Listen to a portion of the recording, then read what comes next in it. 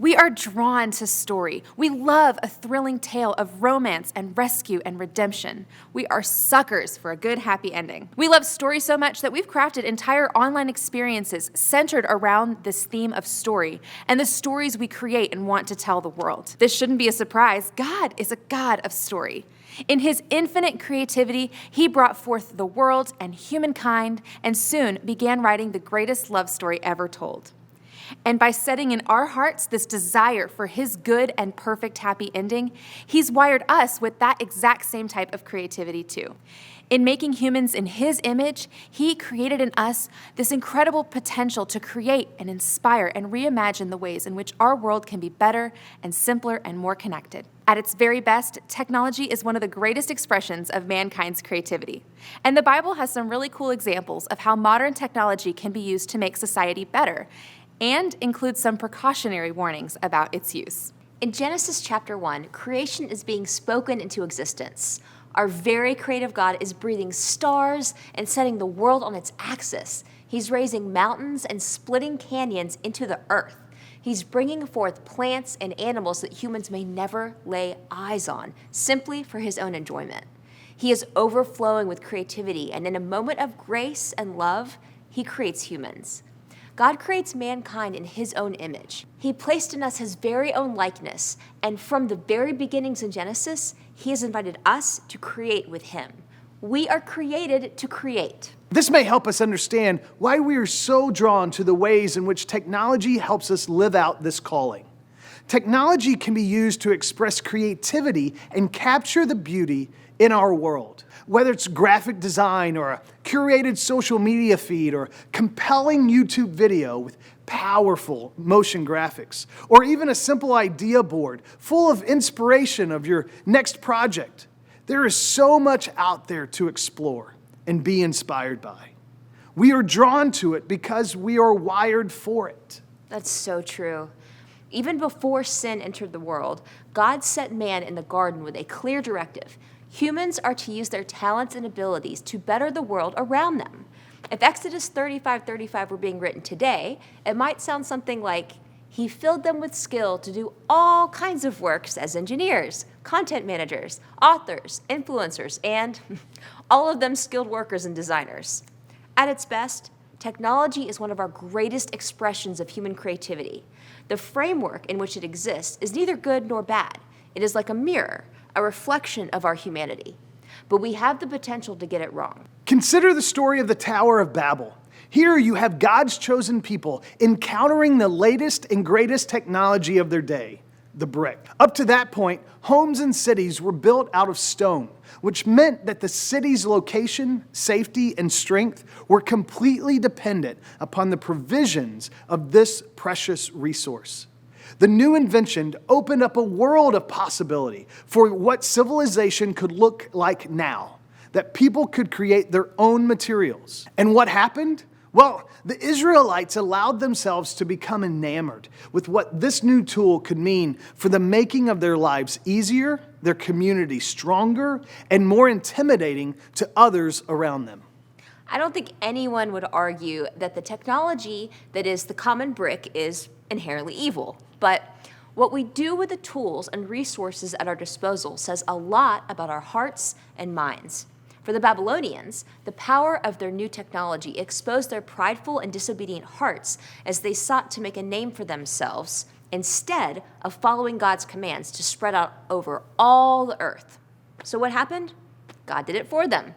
He struck down the tower and confused their language to force his people to do what he originally planned. Now, we've come a long way since the brick, but we face the same traps today. Excessive consumption of entertainment can lead to media addictions. Constant, unregulated social networking can create a comparison trap and feed into depression and anxiety.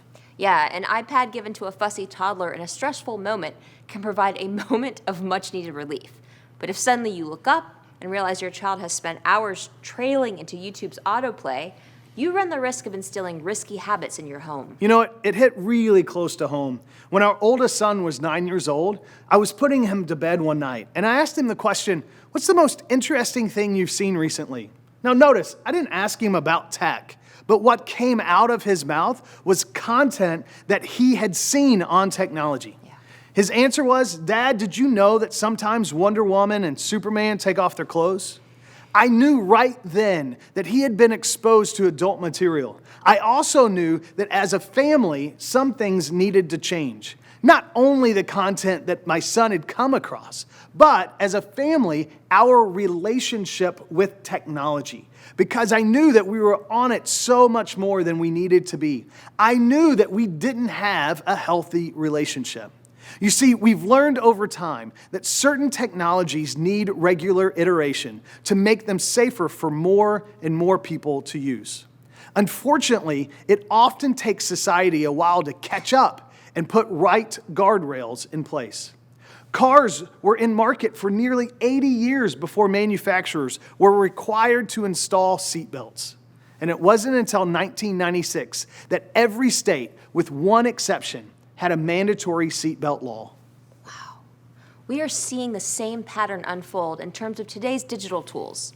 Modern smartphones existed for 15 years before the first native parental controls were included in their software. As the generation of parents receiving the baton, we have the ability to use our voice and influence to set the tone in our own homes, to call for better safeguards to be put in place to help make our job easier, and to work to bring out the best of what each new and emerging technology has to offer.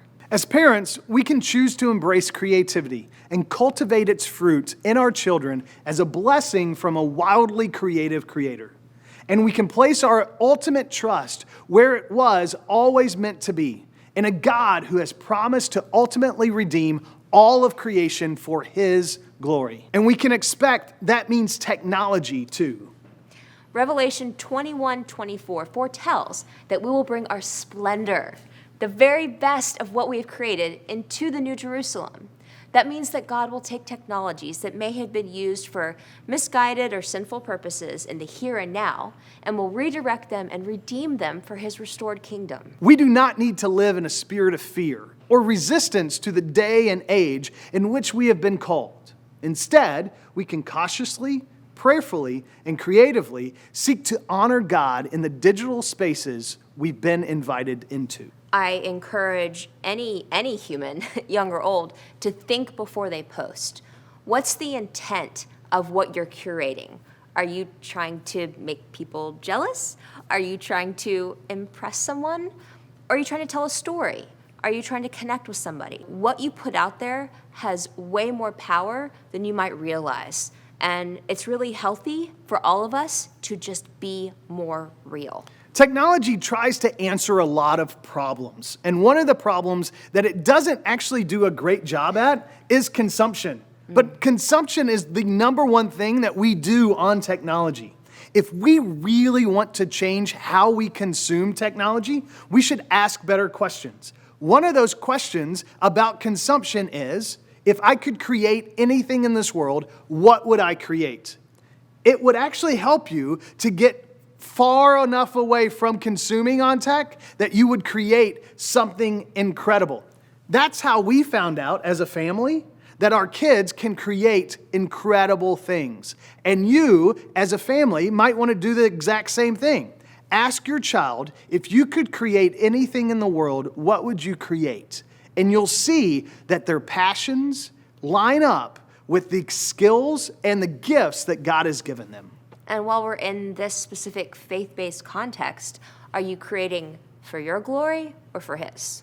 I can't wait to see how God is going to take all of this innovation that we've encouraged in the world and give it a new purpose in His future kingdom. I can't even begin to imagine all the ways in which He is going to just absolutely blow my mind. As you consider the positive attributes of technology in the world, think about how you can capture and encourage the creativity that's flowing through your own family.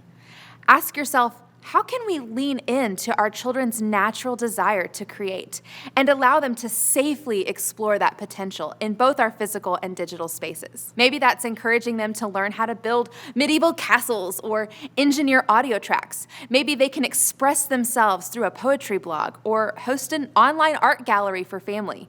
The possibilities are truly endless. The takeaway here is to remember that technology is a natural part of what God set us in motion for when He called us to be co-laborers in the garden. If we are intentional and mindful about its use, we do not need to fear. We hope you'll stick with us as we continue to explore this intersection of faith and technology and uncover what God's Word has to say about how we can faithfully parent in a tech world.